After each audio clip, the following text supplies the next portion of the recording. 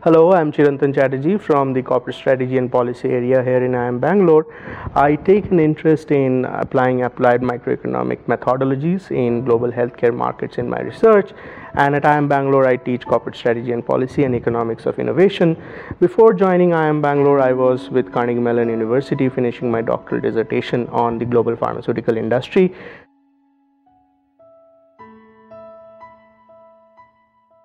Good morning. This is a session on globalization of innovation, the current discourse, perspectives from India. Thank you for taking your time out and coming to this session. Before I start off, let me give you a couple of prologues for this discussion, where I'll try to draw your attention to two articles that I had done in my pre-PhD day as a business journalist. One was on the importance of innovation ministries in certain countries of the world to set up the national agenda on innovation, and the other was on the role of the innovation word in global firms' financial reports. Despite both these articles, I noticed over my last decade of research that the Indian, or even more broadly, the emerging economy contribution to innovation has not been that substantial.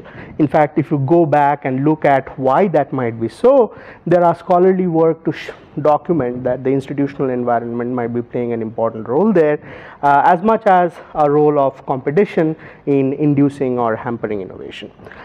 So that being said, there are some efforts that are happening in the Indian innovation space. So for example, take for example Mr. Dhananjay Dendukuri at Achira Labs, who is developing what is called a lab on a chip using sophisticated science from microfluidics along with conventional sari making art from Indian traditional science. There is also the work by Biocon, which is on psoriasis, a new drug called Alzumab.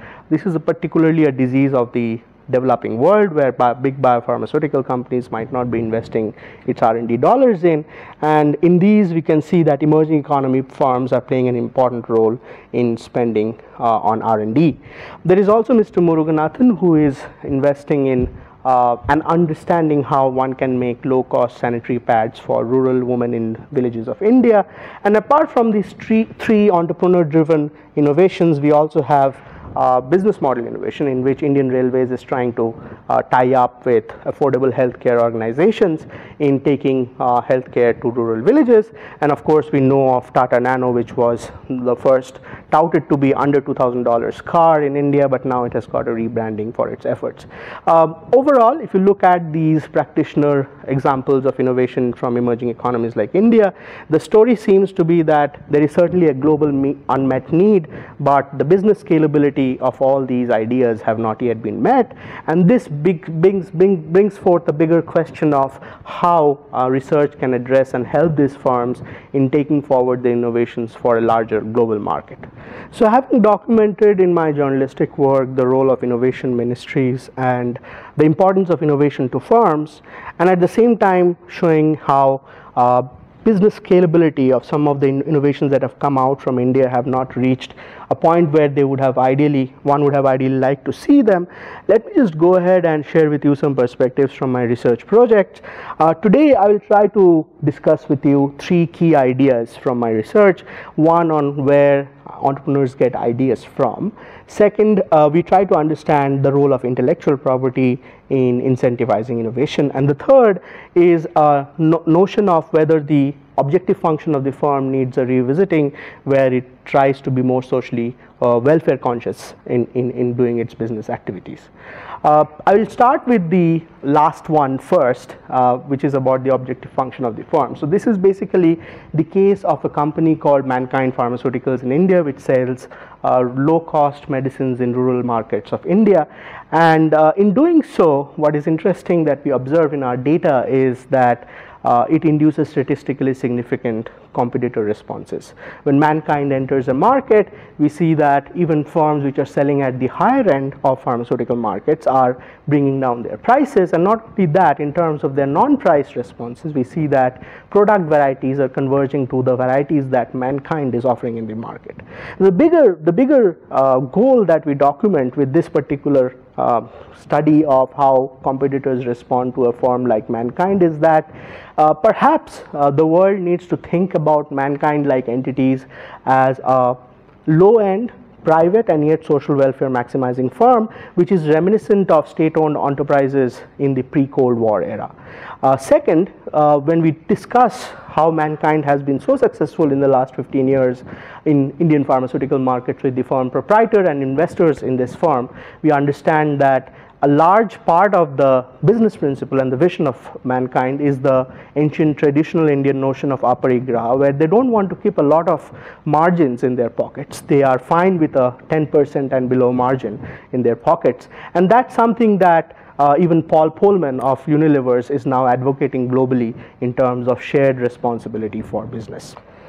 But the project on mankind does raise an important question on how entrepreneurs recognize ideas for unmet needs.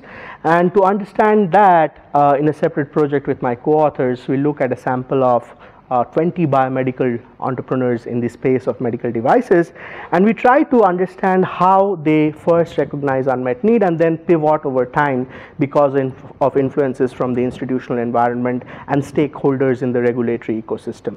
What we find by careful interview-based responses from these entrepreneurs is that there is what is called an opportunity emergence stake, where every stakeholder in the business actually is feeding into the priors that the entrepreneur has about one's business and helps the entrepreneur to move over time into a space which is relevant and yet makes business sense for the market. And this is what we try to document and show through how social ties in the entrepreneurship literature actually also are important in giving ideas to entrepreneurs to evolve over time and not be static and perhaps exit the market. So that's my second idea on how entrepreneurs get ideas in a globalized world of innovation in today's emerging economies. Now, having looked at the firm level story from mankind and the entrepreneur's story in how one gets and chisels these ideas further, there is also an important question of the institutional environment. And in trying to understand that, what I look at is the role of intellectual property in incentivizing innovation. Globally, there is a furious debate going on whether intellectual property matters for innovation or whether it actually hampers innovation in the long run. There are a couple of studies I would like to draw your attention to in this regard. The first, with my co-authors Ashish Arora, Lee Brandstater, and Matt Higgins, looks at the Indian pharmaceutical market and documents that Indian firms and the evolution of the industry in the pharmaceutical industry actually is not contingent on the trade liberalization in India. Neither is it contingent on stronger intellectual property in India. What seems to matter is the role of external markets, the Hatch-Waxman Act in promoting a generics-friendly environment in the US, and that seems to be the driving force, contrary to popular notion in how firms are innovating in their particular businesses. The other project that is relevant in this regard on the role of institutional environment and intellectual property for innovation is the one that I have on first mover advantages in the Indian pharmaceutical markets. Now, traditionally, the first mover advantage literature has looked at how entrepreneurs, firms, and industry antecedents matter in enhancing or diminishing first mover advantages in particular sectors. But here, the notion of institutional environment also impacting first mover advantages has not been carefully studied. So in this paper that I have with Ajay Bhaskara Butla, we look at how stronger intellectual property intuitively should give more first mover advantages to the firm, but it doesn't in the context of Indian pharmaceutical market post the signing of Indian WTO TRIPS agreement. And that documents the complementary role of assets, advertising, sales, and distribution spending that firms also need to care about when thinking about how to generate and appropriate first mover advantages in industries across sectors and economies. So in a nutshell, the three research projects that I try to share with you today talks about the innovative objective function of a firm, which takes care of not just producer surplus but also consumer surplus. It talks about how entrepreneurs generate ideas through what we call as opportunity emergence stake that ties in the entrepreneurship and the behavioral economics literature. And thirdly, it also tries to show to you the role of institutional environment in incentives for innovation and for first mover advantages.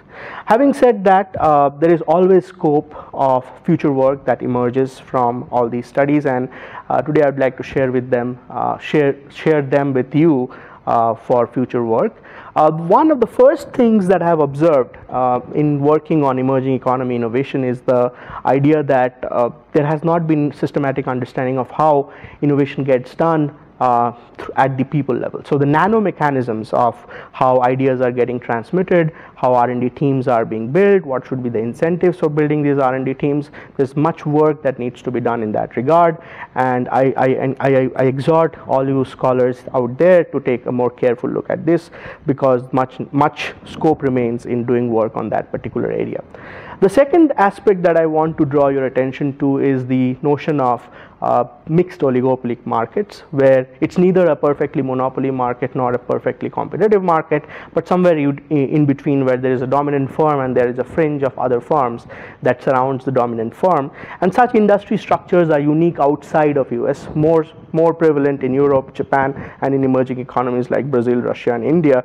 And a theoretical lens should be applied in terms of what it means for welfare implications. What does it mean for firm strategy? What does it mean for innovation in society in these mixed oligopolistic settings?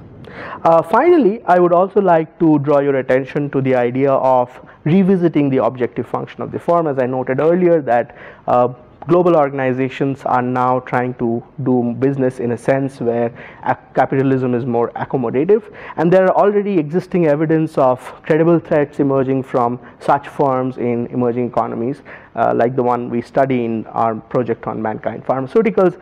More needs to be done in that regard in terms of what kind of business model assists an innovative objective function of the firm.